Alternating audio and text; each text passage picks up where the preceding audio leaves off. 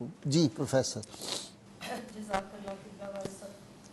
بسم اللہ الرحمن الرحیم اللہم صلی علی سیدنا و مولانا محمد و علی آلہ و صحبہ و بارک وسلم۔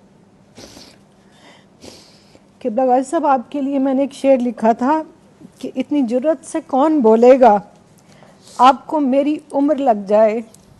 آج میں اس شعر میں ترمیم کے ساتھ آپ کو دعا دیتی ہوں کہ اتنی جرت سے کون بولے گا آپ کو عمر خضر مل جائے۔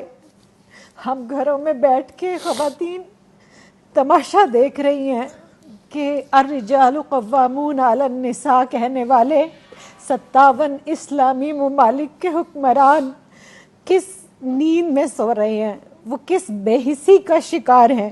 تو آپ نے جس جرت، غیرت دینی اور احساس امت کا مظاہرہ کیا، شکر الحمدللہ کوئی تو بولا، کسی نے تو اس ظلم کے خلاف آواز اٹھائی، ورنہ کل تک مجھے یوں لگتا تھا کہ میں سیدنا امام زین العابدین علیہ السلام کے ساتھ کوفہ میں کھڑی ہوں، جنہوں نے فرمایا تھا کہ مجھے یزیدیوں کی یزیدیت نے اتنی تکلیف نہیں پہنچائی جتنی کوفہ والوں کی خاموشی نے۔ اور جان لو کہ جب بھی کبھی کہیں ظلم ہو اور امت اس کے اوپر خاموش ہو تو وہ لوگ کوفی ہیں، وہ جگہ کوفہ ہے اور وہ رویہ کوفیانہ ہے۔ تو مجھے تو سمجھ نہیں آ رہی کہ سسکیاں کس زبان میں لکھوں۔ آج الفاظ آپ دیدہ ہیں، اور جو آپ کا حال ہے نا، روز آج 11 دن ہو گئے ہیں، ہم مائیں جب اپنے بچوں کو روٹی دیتی ہیں نا تو ہمارے بچوں نے انکار کر دیا کہ ہمیں ایک وقت روٹی دے دیا کریں۔ ہم سے نہیں دیکھا جاتا غزہ کے اندر اپنے معصوم بہن بھائیوں کا اس طرح سے گاجر مولی کی طرح کٹنا، گویا ان کو تو انسان بھی نہیں سمجھا جا رہا۔ اور یو این او کا جنرل سیکرٹری کھڑا ہو کے کہتا ہے کہ دنیا میں اگر کسی نے جہنم دیکھنی ہے تو وہ غزہ کو دیکھ لے، غزہ کے بچوں کو دیکھ لے۔ دوسری طرف یو این او امداد بھجواتا ہے مصر، اور مصر کی جو بارڈر لائن ہے وہ بند کی گئی ہے۔ یہ دنیا کس کو تماشا کر کے دکھا رہے ہیں؟ رسول کریم صلی اللہ علیہ وآلہ وسلم کی بارگاہ میں ایک استغاثہ آپ نے پیش کیا، میں ایک استغاثہ پیش کرتی ہوں کہ یا رسول اللہ، اور روز یہی کہتی ہوں ہر نماز کے بعد کہ اے گنبد خضرا کے مکی میری مدد کر، یا پھر یہ بتا کون میرا تیرے سوا ہے۔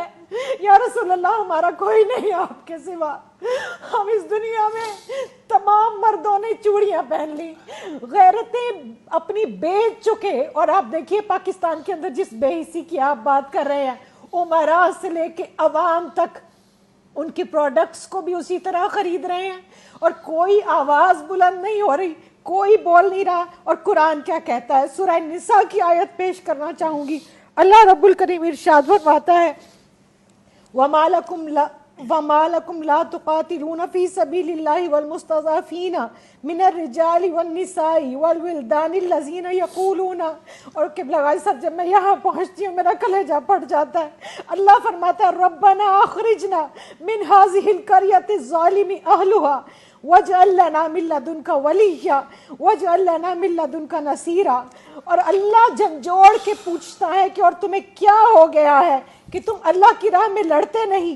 کمزور مردوں اور عورتوں اور بچوں کے لیے جو یہ دعا کر رہے ہیں کہ اے ہمارے رب، ہمیں اس بستی سے نکال جس کے لوگ ظالم ہیں، اور ہمیں اپنے پاس سے کوئی حمایتی دے دے، اور ہمیں اپنے پاس سے کوئی مددگار دے دے۔ اور سورہ توبہ کی آیت نمبر 14 میں اللہ تعالیٰ ارشاد فرماتا ہے کہ پھر تنبیہاً، کہ پھر تم انتظار کرو اس وقت کا کہ جب اللہ عذاب بھیجے۔ اگر تم اپنا مال پیارا ہے، آرام پیارا ہے، اپنی اولاد، اپنی بیوی بچے، اپنے گھوڑے، اپنے کاروبار، اپنی زندگیاں، اور ہم اسی جمود کا شکار ہیں، ہم اسی بے حسی کا شکار ہیں۔ اور آپ دیکھیے 57 اسلامی ممالک میں جتنے بھی مسلمان ملک ہیں ان کے اندر کاش کہ آج کوئی جو ہے وہ سلطان حمید اللہ جیسا ہوتا۔ ایک بیٹی نے پکارا تھا، وہ اتنا غیرت مند تھا کہ پھر فوج لے کر آیا اور اس نے پھر اس ظلم کا خاتمہ کیا۔ سلطان صلاح الدین ایوبی کو آپ دیکھ لیجئے، محسن باللہ دیکھیے بغداد سے اٹھ کے روم کی اینٹ سے اینٹ بچا دی تھی ایک بچی کی خاطر، ایک کی عزت کی قبلہ خاطر۔ غازی صاحب، میں ایک عورت ہونے کے ناطے واسطہ دیتی ہوں،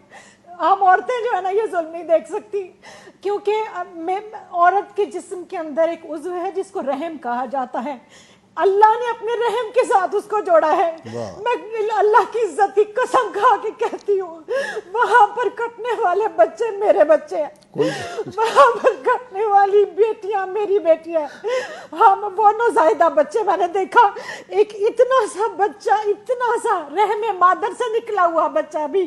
جینوسائیڈ کا یہ حال ہے, اسلام کشی نہیں مسلمانوں کی نسل کشی کی جا رہی ہے, اور ہم چپ کر کے کئی سال سے یہ تماشا کشمیر میں بھی دیکھ رہے ہیں, فلسطین میں بھی دیکھ رہے ہیں, برما میں بھی دیکھ رہے ہیں, انڈیا میں بھی دیکھ رہے ہیں, اور ہم نے کئی سال تک افغانستان میں بھی دیکھا. لیکن جب افغانیوں پر یہ وقت آیا تو پاکستان نے اپنا بارڈر کھولا.